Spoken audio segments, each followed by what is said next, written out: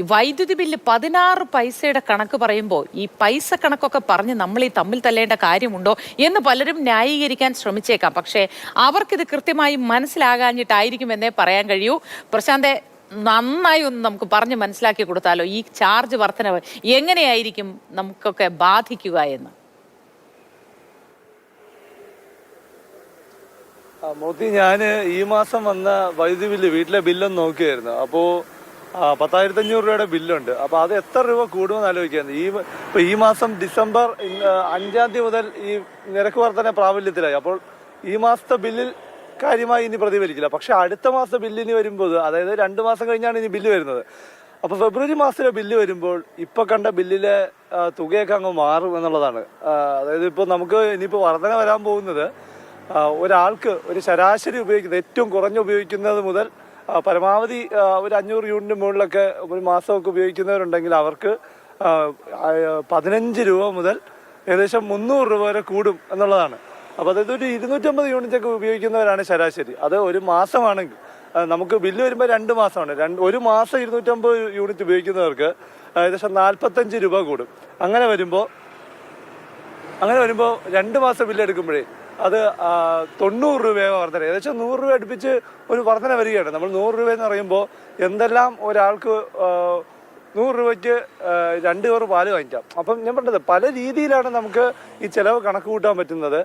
പല കാര്യങ്ങൾ ഒഴിവാക്കേണ്ടി വരും. പോക്കറ്റ് അക്ഷരാർത്ഥത്തിൽ സർക്കാർ സ്പോൺസേഡായി തന്നെ കാലിയാക്കുന്നു എന്ന് പറയുന്നതാണ് ശരി. ഞാനതിൻ്റെ ഇപ്പം നമുക്ക് 16 പൈസയാണ് വർദ്ധിപ്പിച്ചത്. അപ്പോൾ 2024 ഈ വർഷം, ഈ സാമ്പത്തിക വർഷം എന്ന് പറയുമ്പോൾ ഈ സാമ്പത്തിക വർഷം അവസാനിക്കുന്നത് നമുക്കെല്ലാം അറിയാം അടുത്ത മാർച്ച് 31-നാണ്. 2025 മാർച്ച് 31-നാണ്.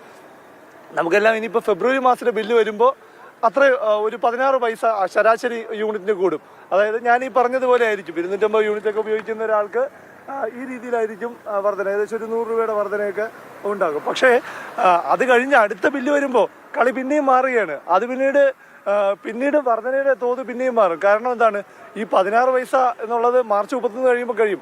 ആ 16 പൈസയ്ക്കൊപ്പം പിന്നീട് ഒരു 12 പൈസയുടെ വർധന കൂടി ശരാശരി വരാൻ പോവുകയാണ്.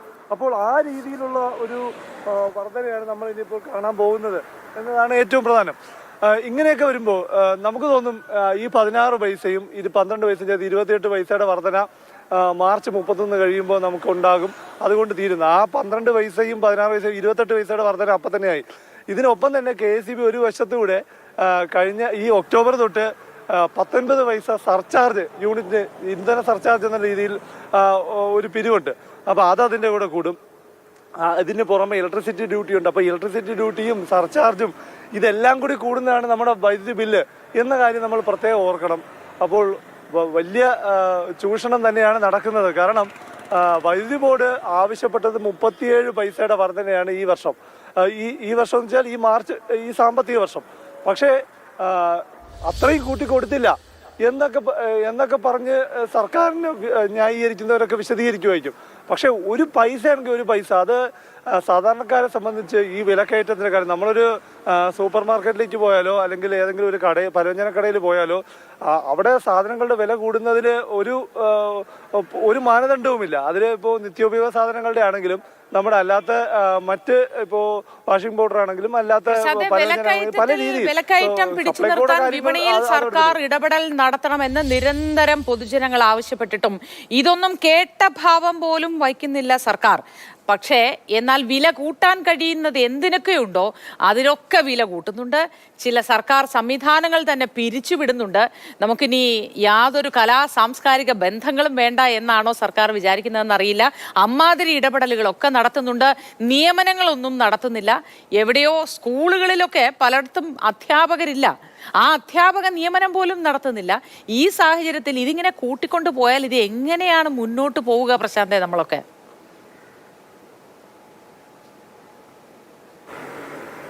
ജനങ്ങൾ വളരെ ബുദ്ധിമുട്ടിലാണ് എന്ന കാര്യം സംശയമില്ല. കാരണം അതിപ്പോ എല്ലാ വിഭാഗം ജനങ്ങളുടെ കാര്യത്തിലും ഈ ചെലവ് മാത്രം ഒരു വശത്ത് കൂടിക്കൊണ്ടിരിക്കുന്നു എന്നതാണ് സത്യം.